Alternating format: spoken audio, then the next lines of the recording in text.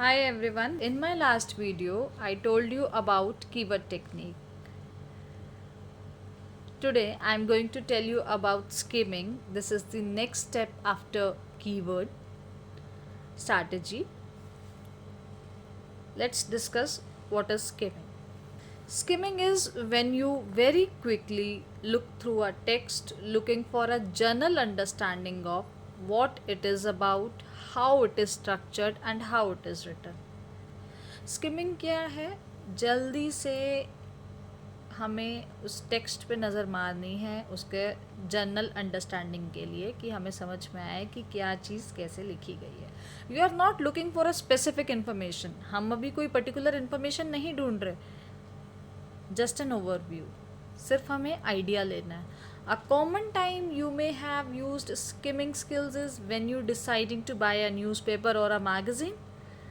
You quickly look through to see if there is anything in there you may be interested in reading closely.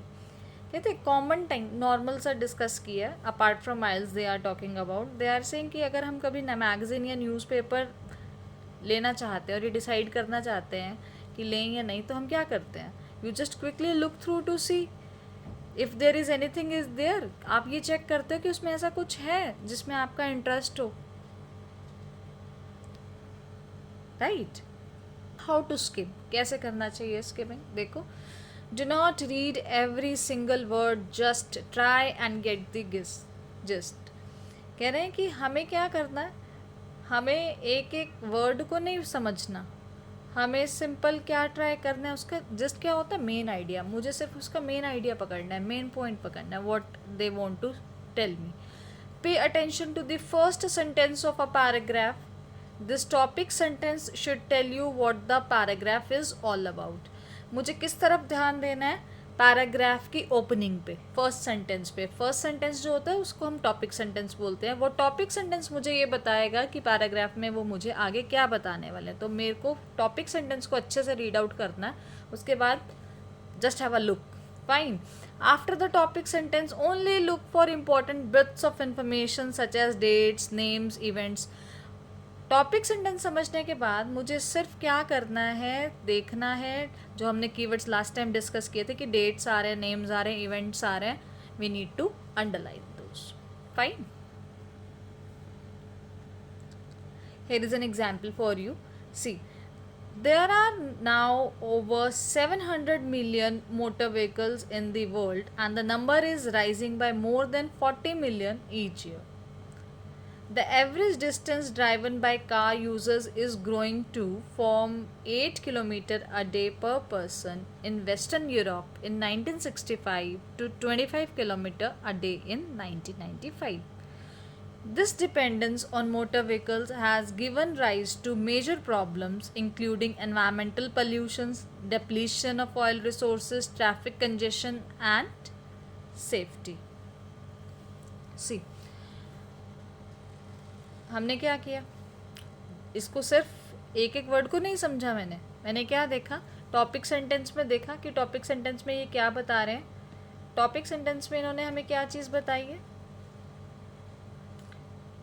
There are now over 700 million motor vehicles in the world and the number is rising by more than 40 million each year.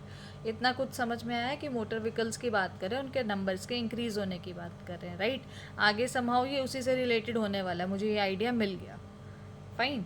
अब मैंने क्या किया, इसमें से जो मेरे main words आ रहे थे मैंने उनको अंडरलाइन किया, हाईलाइट किया. देखो, 700 मिलियन मेन वर्ब आ गई, राइजिंग कर दिया अंडरलाइन. 40 मिलियन हमने डिस्कस किया था कि नंबर्स आ रहे हैं, फिगर्स आ रहे हैं, उसको हम अंडरलाइन करेंगे. 8 किलोमीटर दिया. वेस्टर्न यूरोप की अगर कहीं पर्टिकुलर जो है वो सिटी बता रहे हैं, प्लेस बता रहे हैं, कंट्री बता रहे हैं, हमें उस चीज़ पे फोकस रखना है. ईयर आ रहा है 1965. अगेन 25 किलोमीटर बताया. 1995 आया. मेजर प्रॉब्लम्स, उसने खुद ही बताया मेजर प्रॉब्लम्स. और प्रॉब्लम्स जो थी मैंने उसको भी हाईलाइट किया. देखो, अब ये करने से क्या हुआ, ये काम मैंने सारा किसके अंडर किया? स्किमिंग के अंडर किया. राइट. स्किमिंग चल रही है हमारी, स्किमिंग के अंडर मैंने ये काम किया है. अब स्किमिंग के बाद हमें क्या करना है, मेरे पास वर्ड्स ऑलरेडी सेलेक्टेड हैं, राइट? अब जब मैं क्वेश्चन रीड करूँगी ना, I will not face any problem, मुझे डायरेक्टली ये चीज़ पता चल जाएगी where my answer is. I hope skimming is clear to you now. Let's practice it at home.